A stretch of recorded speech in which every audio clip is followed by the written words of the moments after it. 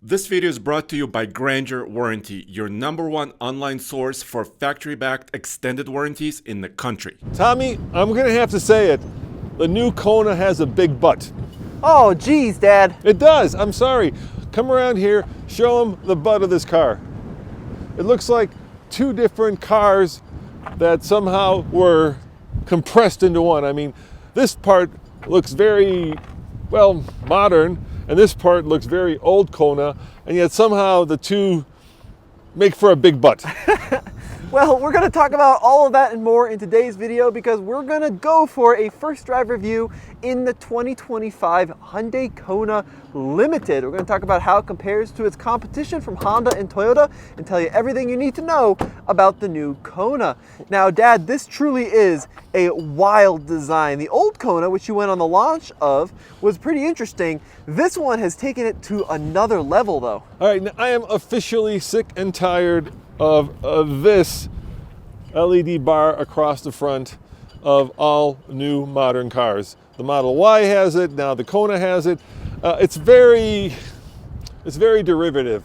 Initially, the Kona's design I thought was new and fresh and interesting, and now they just kind of made it roly-poly. I'm sorry, Hyundai, I just can't do this design. I think it's kind of awesome, especially when you compare it to like the Toyota Corolla Cross, which this car directly competes with.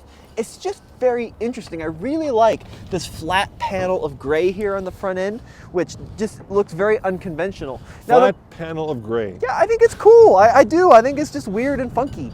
Now, the engine in this Kona, there's a couple different engine options. The base engine's a 2-liter 4-cylinder in the starting trims. That makes 147 horsepower. But this is the 1.6-liter Smart Stream Turbo that Hyundai offers. This is 190 horsepower. And then if you get the turbo, you lose the CVT of the base model and you get an 8-speed automatic. Now this, of course, is the upper end trim, so we do have all-wheel drive, which is nice for places like Colorado. And it does, as always with Hyundai, give you a lot, dare I say, I keep saying that too much. You should have seen the expression on his face when I said that. I shall say it gives you a lot of features for not a lot of money.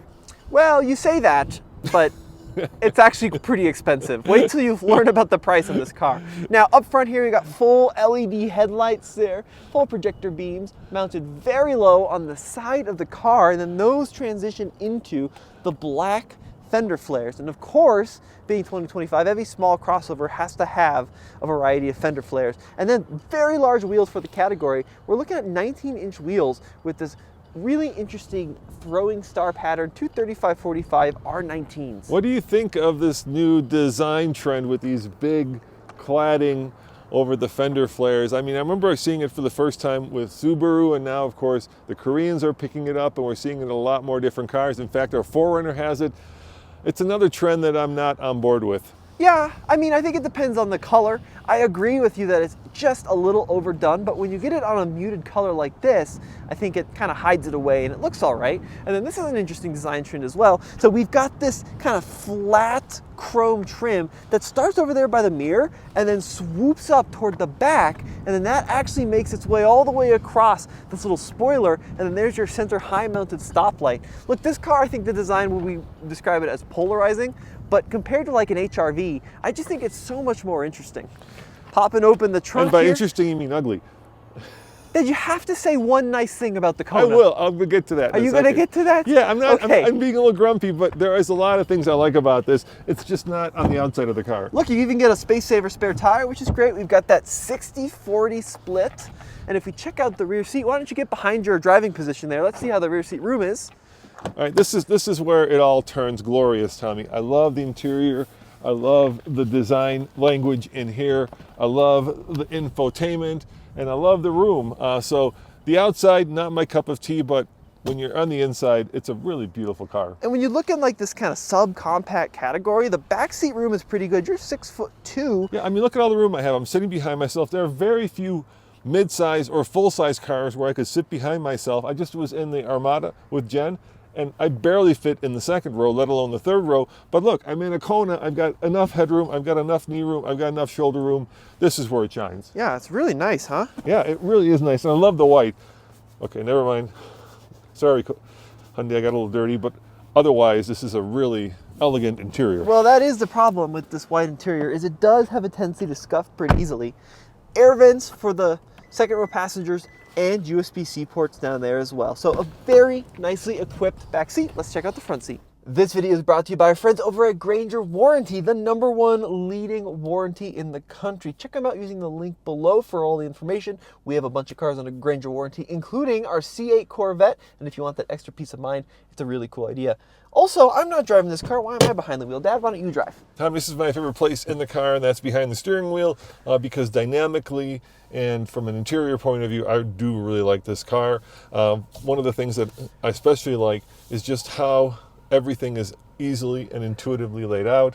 It has traditional controls, real buttons for a lot of the features, including real buttons for the HVAC. Look at all these real buttons, Tommy. Heated seats, cooled seats. Like I said, there were a lot of features. Yeah, and I think that you're right, that this is awesome, where a lot of cars are going to virtual only. We have shortcuts on this top row, physical climate controls through the middle row here, wireless charger, and then even down here we've got buttons for ventilated seats, heated steering wheel. They're all physical clicky-clacky buttons, and that continues on the steering wheel, where once again everything is hard controls. Can I show you my favorite feature? Sure. Let me show you this. Watch this. Look at this. I'll have to slow down the video maybe. Oh!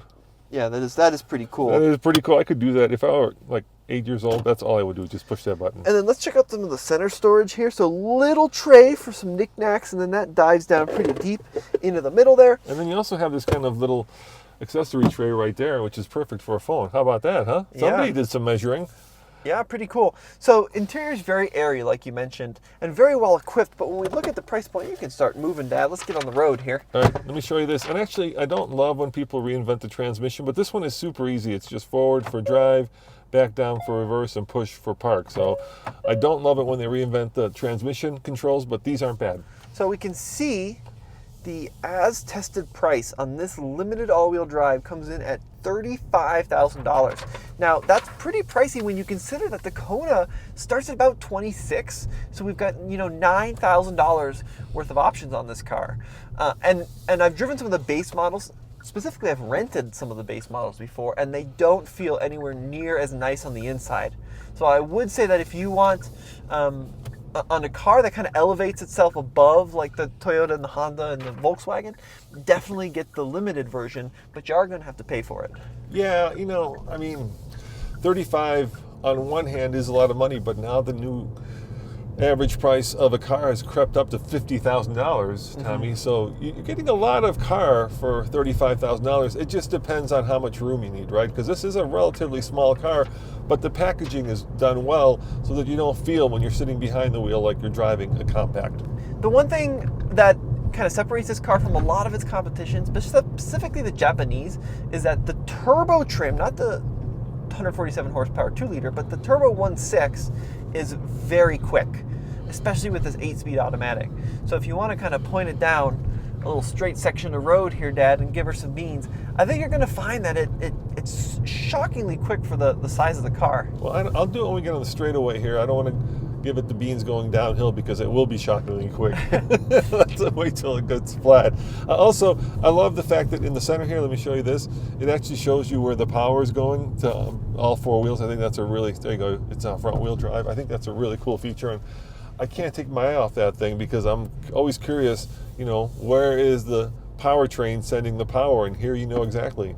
So there you go. That is pretty quick, but let me get away from this road construction. I don't want to scare anybody, and I'll pull over here and I'll floor it, and we'll see what kind of acceleration we get. Now we got to look at the fuel economy too. I'm curious because this car says it's got 316 miles of range on a full tank. It's a little bit of turbo lag, and then once it kind of gets going, it really moves for this category. I mean, it's good. If you've ever driven like an HRV or a Crosstrek, they are a lot slower than this new Kona. I would call it peppy. Hey, what's the EPA number? Can you take a look? Well, it's 26 combined. That's not horrible. So it's not great, especially when, for example, like the Toyota, you can get with the hybrid, the Corolla Cross Hybrid, and that's going to get a far higher number. And then the category of this car, we talked about a lot of the major competition. The only other car that's kind of in the same performance league, in my opinion. In this class is going to be the Taos, which has got a 1.5 turbo, the Volkswagen. But you also have vehicles like the Chevrolet Trailblazer, potentially the Ford Bronco Sport, which is even quicker than this car, but you're going to pay for that car in a big way. Look, you want peppy, you're going to get 26. Yeah, that's kind of the reality of it, isn't it? It is a reality of it. But I love the fact that we have volume both, and tune. I know, Look and then at that. 2-zone climate control. These are a lot of features, Tommy, on a vehicle that is basically, in a lot of world, the entry level into the Hyundai lineup. Well, you also Hyundai SUV lineup. You've got the Venue, right? Yes. Which is even smaller than this. Yes. All right, should we head on out? Yeah, let's wrap this Close this up. first drive up. So look, from my opinion, as a whole, the weirdest part about this car is the styling. Because the rest of the experience with the buttons and the switches is very conventional and very easy to use. So if you can get past kind of the weird bubbly styling, I think that it's a very, very good little car. So, styling trends, design language, that all is very regional. And this to me feels very Asian at the moment. This is what a lot of the Chinese cars look like that I'm seeing online. And I just am personally not a fan of, a derivative bar across the front. It just seems like it's very easy to do without actually putting a lot of design into it. I get your point of view that, it's different and that Hyundai went out on a limb and created something with a lot of different, look at all the lines, the way they intersect. There's a lot going on. But aesthetically, I love the interior more than the exterior. Well, folks, let us know what you think in the comment section below. And as always, this is Roman. And Tommy, head over to alltfl.com where we got more videos for you coming soon. Ciao.